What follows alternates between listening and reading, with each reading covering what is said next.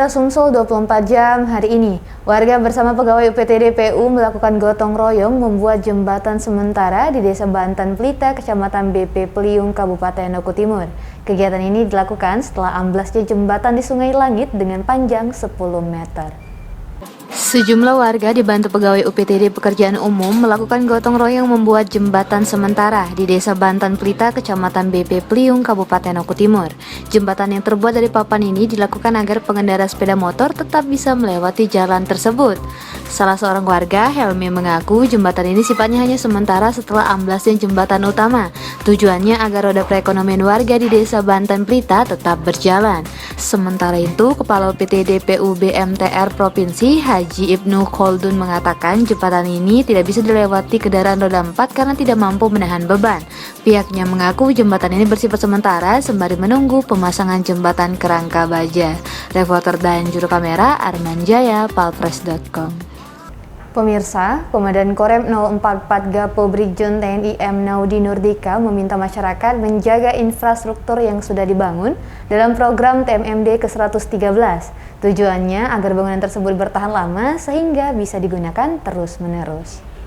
Hal itu dikatakan Brigjen TNI Naudi Nurdika di sela kunjungan kerjanya ke Desa Ujan Mas Baru, Kecamatan Ujan Mas, Kabupaten Muara Enim.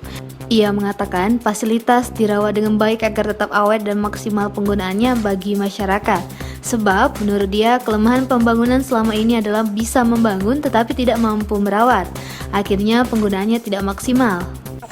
Ya, kita bersama dengan Pak Bupati, Pak Dandim, sama para kepala dinas yang lain, teman-teman semuanya, kita meninjau secara fisik. Tadi di posko Pak Dandim sudah menjelaskan tentang sasaran fisik TMMD, diantaranya salah satunya adalah rumah tidak layak huni yang saat ini kita berada di rumah Ibu Wagirin. Nah, ini ada Ibu Wagirin yang kita bisa lihat sendiri tadi.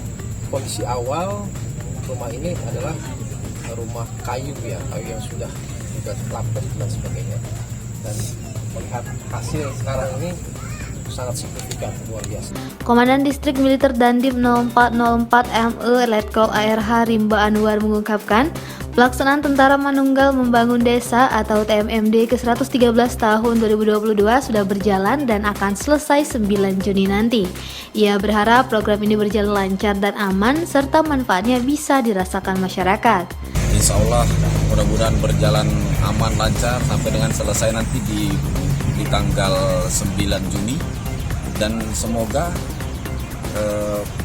manfaatnya dirasakan benar oleh masyarakat, Kemudian ke depan tadi juga Pak Bupati juga sudah menyampaikan ini akan dilanjutkan, terutama dengan program RTLH, rumah tidak layak, karena itu sangat tersentuh sekali kepada masyarakat. Terpisah, PLT Bupati Muara Enim Kurniawan mengungkapkan dengan adanya TMMD ke-113 di Muara Enim sangat membantu sekali, terutama program air bersih dan program RTLH. Tahun depan kita lihat lagi program seperti apa. Tadi Pak Andrem sudah bicara juga, karena memang di Karya Bakti nanti ke depan ini, kemudian juga masih banyak lagi. Kami juga minta dukungan juga terkait dengan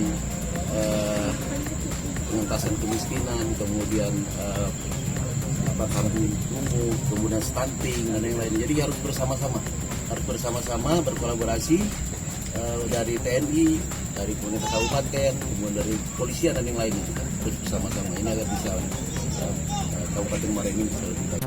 Reporter dan juru kamera Andrianto, palpres.com.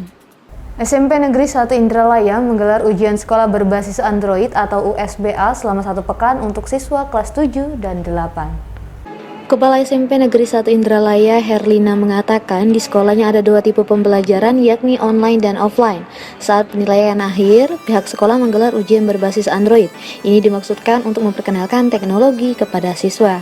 Ia menyatakan Android tidak hanya digunakan untuk bermain game. Anak didik mulai diperkenalkan dengan beragam aplikasi pembelajaran yang sesungguhnya. Ini diterapkan dalam pembelajaran daring sebelumnya. Kan kami mempertimbangkan, memang kita pembelajaran kan ada 2 tipe ya, online dan offline. Jadi pada saat penilaian akhir tahun itu kami juga menggunakan Android. Jadi anak-anak itu memang diperkenalkan beragam aplikasi selama proses pembelajaran hingga pada mulai hari ini untuk kelas 7 dan kelas 8. Juga kemarin pelaksanaan ujian sekolah untuk kelas 9 kami sudah menggunakan berbasis Android. Agar anak-anak ini kemampuan IT-nya itu yang teruji. Jadi bukan saja Android itu digunakan hanya untuk bermain game, tetapi anak mulai diperkenalkan dengan beragam aplikasi pembelajaran yang sesungguhnya sudah diterapkan di SMP 1 Indralaya ini dalam proses pembelajaran daring. Reporter dan juru kamera Wijan, palpress.com. Berita terakhir Sumsel 24 jam hari ini, gabungan warga dari berbagai desa di Kecamatan Merapi, Kabupaten Lahat menggelar unjuk rasa ke kantor pemerintah Kabupaten Lahat pagi tadi. Dalam aksinya, massa menuntut penyelesaian dampak debu dari angkutan batubara yang mengganggu kesehatan warga. Massa yang didominasi kaum perempuan ini dalam aksinya ke kantor Bupati Lahat menyuarakan protes terhadap dampak angkutan batubara terhadap kesehatan warga. Massa juga mendesak agar pemerintah memfasilitasi penyelesaian dampak dari produksi batubara di Kabupaten Lahat. Menurut koordinator aksi Mistra Heriati, warga menuntut agar batubara tidak diangkut melalui jalan lintas Sumatera, melainkan jalan yang dibangun perusahaan batubara sendiri. Warga juga mendesak agar pihak perusahaan batubara bisa secara rutin memeriksakan kesehatan warga yang terdampak debu minimal 3 bulan sekali. Kepada pihak perusahaan, warga juga menuntut diberikan kompensasi dan mobil penyedot debu karena sebagian besar warga di jalan yang dilalui angkutan batubara menderita sakit pernafasan yang diduga akibat debu dari batubara. Selain masalah kesehatan, lanjut Misra, warga di Kecamatan Merapi Barat dan Timur juga mengeluhkan kemacetan lalu lintas di jalan lintas yang kerap terjadi akibat iring-iringan dam truk angkutan batubara. Reporter dan juru kamera Bernard Albar, palpress.com.